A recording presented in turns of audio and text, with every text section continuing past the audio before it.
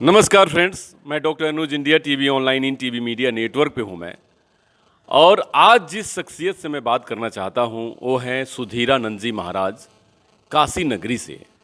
काशी जो धर्म की नगरी है, मानवता की नगरी है, भगवान शिव की नगरी है और हम सबों की सबसे चहेती और सबसे धार्मिक स्थली और मोक्षदायिनी काशी नगरी है। तो आज उसी नगरी से वो एक ऐसे प्रख्यात विद्वान जो धर्म जागरण में अपने जीवन को आहूत किया है, सुधीरानंद महाराज जी, और बहुत ही युवा अवस्था से अपने देश के लिए, अपने राष्ट्र के लिए, अपने धर्म के लिए और मानवता के उत्थान के लिए अपने जीवन को बेहतर और आहूत किया है।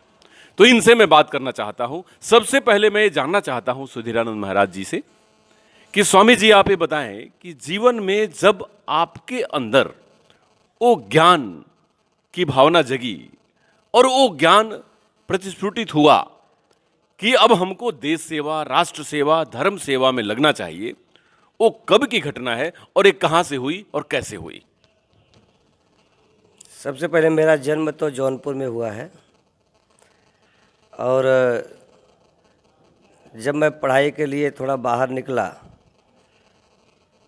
बचपन में मेरे घर पे कुछ लोग आते थे, शाखा के लिए स्वयंसेवक आते थे, कार्यकर्ता आते थे, लेकिन मैं बहुत छोटा था, इस नाते से बहुत ज़्यादा ध्यान में नहीं था। लेकिन कुछ ध्यान था कि बीजारोपण वहीं से हो गया था। लेकिन बाद में चल कर के जब मैं बड़ा हुआ और शहर में, जौनपुर शहर में जब मैं पढ़ने के लिए आया, तो वहाँ पे जब मैं पढ़ रहा था उसी समय जो है कार्यकर्ता बंधु कार्यालय से लोग आने लगे, हमारा कार्यालय से संपर्क हो गया और उसके कारण से मन में जो भाव था वो फिर से जागृत हुआ और धीरे धीरे हम इस पथ पर और बड़ा काम करने के लिए हमारे मन में विचार आया और हम काम करने के लिए आगे बढ़े। जी हाँ, धन्यवाद महाराज। तो मैं आपको एक और बता दूं कि ये भागवत कथा और श्री रामचंद्र जी की कथा को बहुत ही अनूठे तरीके से और बहुत ही बेहतर तरीके से करते हैं। तो मैं ये जानना चाहता हूं कि स्वामी जी, भागवत कथा और राम कथा ही आपने क्यों चुना देश सेवा और धर्म सेवा के लिए? देखिए, सनातन संस्कृति के दो स्तंभ हैं, भागवत कथा और राम कथा, और इन दोनों स्तंभ पर ही और ये पूरा जो समाज, पूरा देश, हमारी संस्कृति टिकी हुई है। इस कारण से वेद आज के समय में पढ़ने वाले लोगों की संख्या कम है, वेद समझ भी लोग नहीं पा रहे हैं। इस कारण से वेद का ही जो सार रूप है वही भागवत कथा है और वेद का ही जो रूप है वही रामायण है।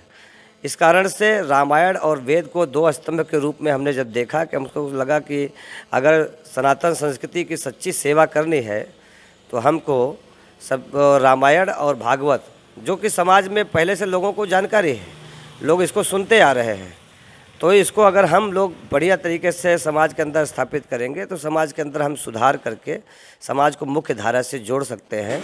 जो समाज में तमाम प्रकार की कटुता है, बुराइयां हैं, जो भी है समाज में, चिंता है, कष्ट है, इन सब चीज़ को कम करने में या समाप्त करने में ये बहुत महत्वपूर्ण भूमिका निभाएगी। यह विचार लेकर के हम समाज में चले हैं। इससे राष्ट्र भी मजबूत होगा, समाज भी मजबूत होगा।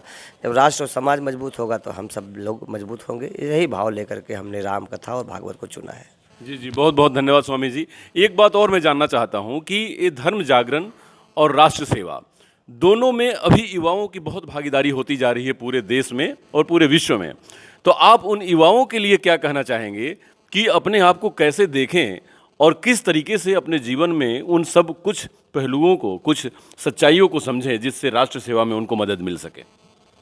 देखिए, राष्ट्र सेवा में मदद के लिए तो युवा को विशेषकर अपने आलस्य को त्याग करके और फालतू के इधर उधर के झंझटों से हट करके धीरे धीरे स्वामी विवेकानंद और भगवान श्री राम, भगवान श्री कृष्ण, ऐसे जो महापुरुष हुए भारत के अंदर, ऐसे इन लोगों के चरित्र को पढ़े, उनको पढ़ करके आत्मसात करें और उनके पद चिन्हों पर चलने का प्रयास करें।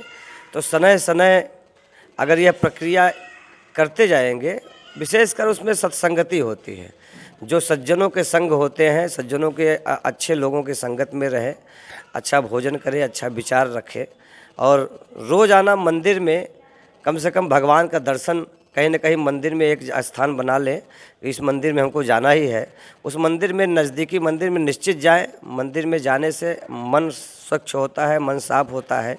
इसलिए प्रत्येक नौजवान को मैं आग्रह करता हूं कि जहां सत्संगति हो वहां जाना चाहिए, और जहां मंदिर हो वहां ज़रूर जाना चाहिए। और अपने मित्रों की जो टोलियां हैं उनमें जब आप आपस में बातचीत करें, आपस में सामंजस्य स्थापित करें, कोई चर्चा करें, तो उसमें धर्म, उसमें राष्ट्र, ये प्रमुख रूप से उसमें रहना चाहिए। बाकी सब अपना रोजगार, व्यापार, ये सब तो सेकेंडरी चीज़ें हैं, लेकिन धर्म है और राष्ट्र है तभी हम हैं और हमारा परिवार है। नहीं तो हमारा अस्तित्व ही समाप्त हो जाएगा यदि धर्म और राष्ट्र को हमने इग्नोर किया तो। इसलिए राष्ट्र और धर्म ये दो प्रमुख हमको जो है स्तंभ मान करके इस समाज को लेकर चलना पड़ेगा। इसलिए राष्ट्र और धर्म दोनों एक सिक्के के दो पहलू हैं। या युवा जब इस प्रकार की चीज़ों को लेकर के चलेगा, स्वामी विवेकानंद के आदर्शों को लेकर चलेगा, भगवान श्री रामचंद्र जी के आदर्शों को लेकर चलेगा, तो निश्चित ही भारत परम वैभव पर पहुँचेगा। यही विचार लेकर के हम युवाओं को कुछ संदेश देना चाह रहे हैं और हमारे मन में यही है विचार है। धन्यवाद स्वामी जी। स्वामी जी, मैं ये कहना चाहता हूँ कि आप हज़ारों हज़ार लोगों तक आपकी बातें पहुँचती हैं, तो आप तक अगर कोई पहुँचना चाहे तो वो कैसे संपर्क कर सकता है, आप तक कैसे पहुंच सकता है, और आपका कार्यक्रम अपने यहाँ कैसे वो ले सकता है, कैसे उस कार्यक्रम को आयोजन कर सकता है? तो कुछ संपर्क सूत्र बताइए और आप तक पहुंचने का रास्ता बताइए। हमारे तक पहुंचने का रास्ता बहुत सरल है कि मैं काशी के अंदर भी रहता हूं, मैं लखनऊ में भी रहता हूं, और जहां जहां हमारी कथाएं होती रहती हैं मैं वहां वहां जाता हूं। तो मेरे पास मैं कथा के लिए कोई फीस वगैरह लेता नहीं हूँ। मैं संगीत में राम कथा करता हूँ, क्योंकि राम कथा 3 पद्धति से होती है। एक नारद पद्धति से होती है, एक व्यास पद्धति से होती है, और एक जो है व्यास पद्धति से, एक नारद पद्धति से कथा होती है, और एक स्वयं जो है हम जो है कथा करते हैं। इस प्रकार से 3 पद्धतियों से कथा जो होती है, उस पद्धति में हम आज के समय में देख रहे हैं कि व्यास पद्धति से कथा कम लोग करते हैं, नारद पद्धति से ही कथा ज़्यादा लोग करते हैं। नारद पद्धति कथा का मतलब एक हनुमत पद्धति कथा होती है, नारद पद्धति, हनुमत पद्धति और व्यास पद्धति।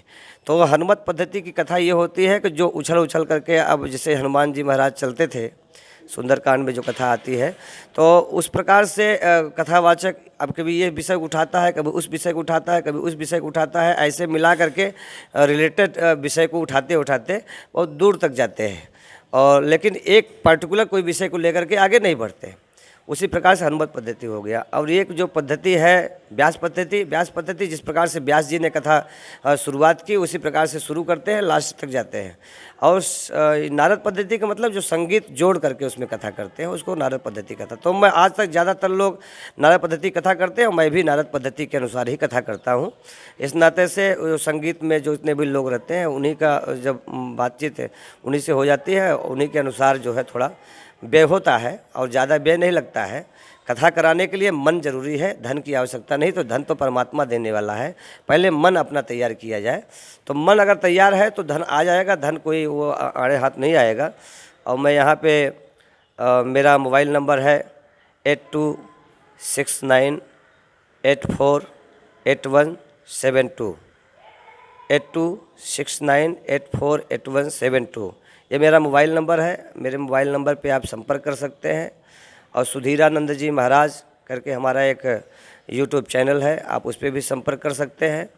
और इस प्रकार से आप अपने विचारों को हमारे साथ तक पहुंचा सकते हैं। और बहुत सारे संसाधन हैं, जब हम मिलेंगे तो हम बहुत सारी बातें करेंगे। जी जी जी, बहुत बहुत धन्यवाद स्वामी जी। स्वामी जी ने अपने बहुत ही व्यस्त समय में से कुछ समय निकाला हम सबों के लिए।